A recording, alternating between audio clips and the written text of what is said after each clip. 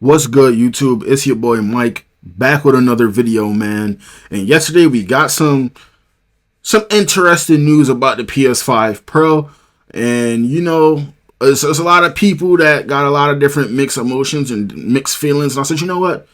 I'm gonna jump on here and I'm gonna share some of my feelings on there and let y'all know, what I think, what I'm gonna be doing, and my actions regarding this console and all types of things, regarding the console. Like I said, so make sure y'all like, share, subscribe, man, and then we're gonna get straight into it. So yesterday, Sony released, a bunch of screenshots and price tags and everything for this damn console.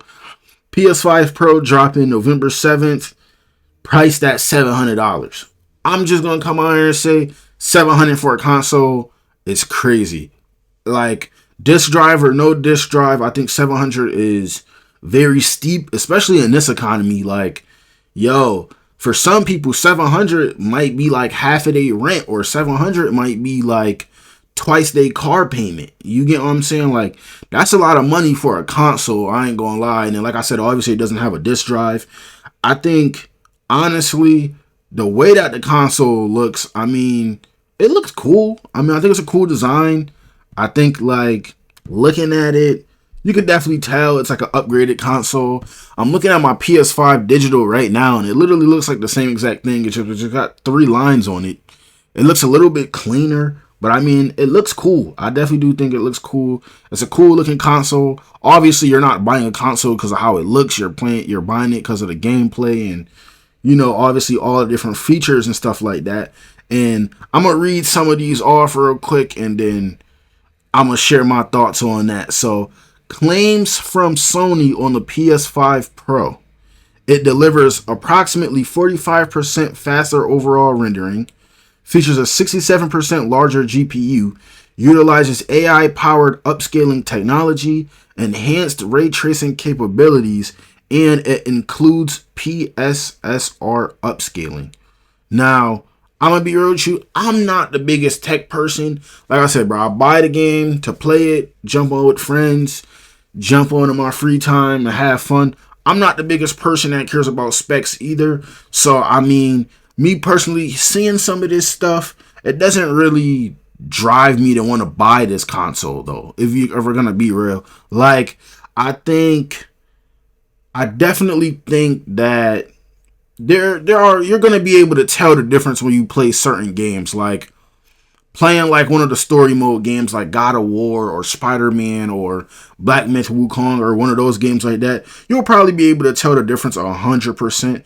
But, like, as far as when it comes down to like the other games like Call of Duty and 2K and, the other, more like, how would I say it? Like, not only like the multiplayer games, but the games that are less based on, graphics and fidelity and all of that. Like, you won't even really tell the difference for any of that. And I doubt there will be a difference in, obviously, like, gameplay wise. Like, a perfect example would be like going from current gen to next gen on like 2K. Obviously, like, the wait times are no longer there for certain modes, and obviously, it's different things that are being added in the games and stuff like that. I don't think there will be any type of like change like that or anything. But if you ask me, I definitely think that they should have released this probably with like a new title, like a new exclusive or something like that. Which leads me into my next point about this as well. Like, PlayStation does have exclusives. I think they have obviously the better exclusive than Xbox, but it's like, where are the exclusives right now? Like, where are the games right now that are making me feel like I need to drop $700 on a console? I fear that there are no games right now. God of War just came out maybe like, what was that? Like, God of War came out, maybe like a year ago? Or 2 years ago? Because I remember it came out 2022. So God of War came out 2 years ago. The last Spider-Man game came out maybe like a year ago. A lot of these games have already came and went. You get what I'm saying? And I feel like buying these games, like I said earlier, like a Black Myth Wukong or a God of War or a Spider-Man or Horizon Zero Dawn or, any of these games right now, you won't really see the difference in these consoles like as far as quality goes and stuff like that. And I just feel like maybe if they drop like a game where like you could tell the difference in it. So like the point I'm trying to make is like I remember when they dropped the PS5, you know, one of the release titles with that was the Miles Morales game. And the difference between Spider-Man and Miles Morales and then the first Spider-Man was obviously like the graphics were way better on the PS5. There weren't any like real loading times or anything like that. You know, the game played smoother and all types of things. Like there was a difference in the Miles Morales copy on the P5 versus the P4. And I just feel like there's just no I just feel like there's no real difference in that. And like I said, like if this game had dropped with a title, maybe we would have been able to tell that difference that you can tell that we were able to tell with a game like Miles Morales and something like that. So I just feel like, you know, you got that. And then even then it's just like there still isn't much like, how do I explain this? There isn't much I feel like that's changing with this console to make somebody want to drop 700. And if we're going to be quite frankly, if we're going to be honest, I feel like this obviously pertains to that certain select audience, select group of people that wants to buy the console for, like I said, the AI power scaling technology, the faster rendering, the GPU and all of that. Like, I feel like this is for that select audience. Like if you're a casual gamer, and like I said, you do the story mode games, you do your Fortnite, your Call of Duty, your 2K, your Madden, whatever, like you can probably still hold on to your normal PS5 for a while. I feel like the PS5 has been out for what, 4 years, going on 5 now. Like, I feel like this console still holds up to the point where you don't need to drop that 700. Like I said, 700 is a very steep price. And then what about the people that, you know, buy discs and stuff like that? So me personally, I'm more of a digital guy. I just don't really care for like the discs or anything like that no more, like I did when I was younger. But what about the people who like having the physical library now? I feel like I did see something that said that you would have to buy the disc separately, and I just feel like that's crazy. Like having to drop 700 on a console and then drop what? I mean, at this rate, if they charge a 700 for the console, they probably gonna charge you an extra 100, 200 for the disc drive. So now you probably paying north of like $1,000 for the console, and there's like no new exclusives coming out. Like we haven't even heard anything about, you know, the Spider-Man DLC, and you know that game Concord just came out. I know that was a very big mess, and Chew. Oh my. Dang. I just sneezed like 8 times, but 1 second. Oh my.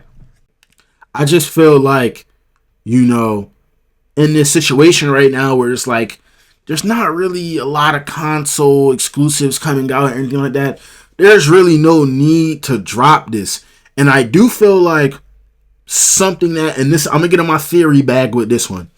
I do feel like something that was supposed to happen was, I think GTA 6 was probably supposed to drop with this console.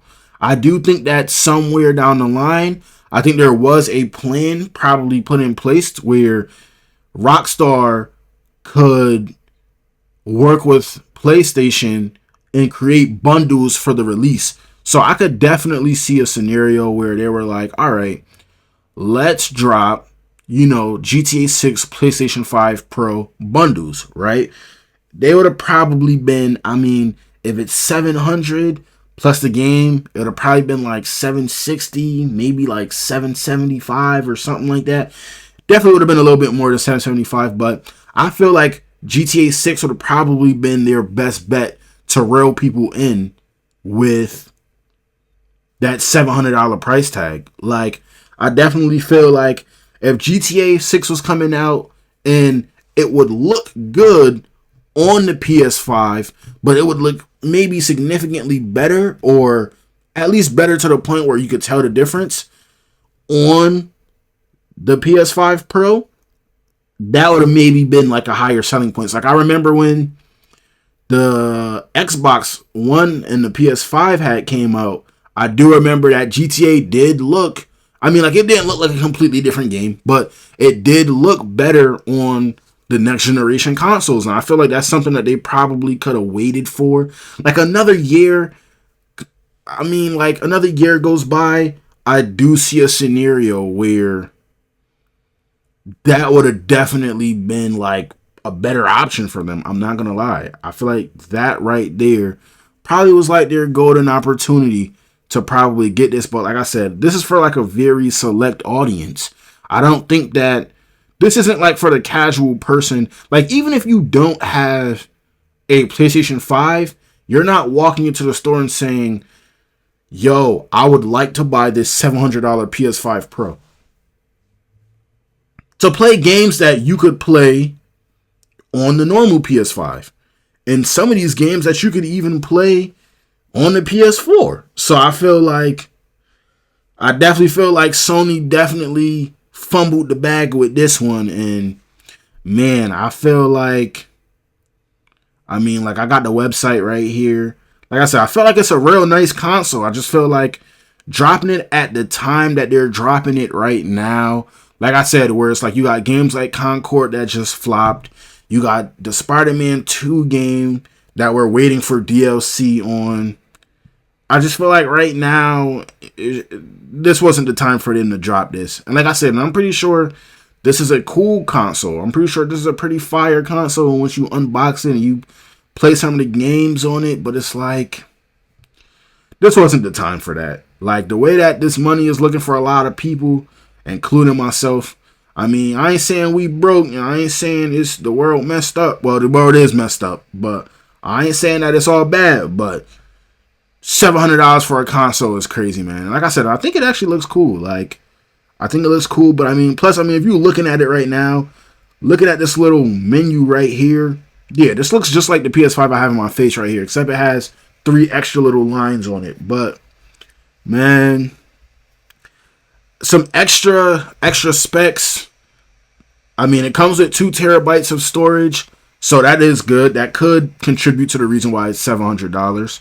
Then you get the next level online wireless connectivity, and then the PS5 Pro game boost and backwards compatibility. So, but I mean, like I said, I do think that this is for a select audience. You know, the people that really like, you know, that are really into this stuff. You know, I don't think this is for, like, the casual person. Not just yet. Even, like, the Slim, you know, I think that one is cool, but who knows? Maybe I'd probably get a Slim before I get the Pro. Like, it's just, I don't know. Sony is bold. Sony is very audacious for this one.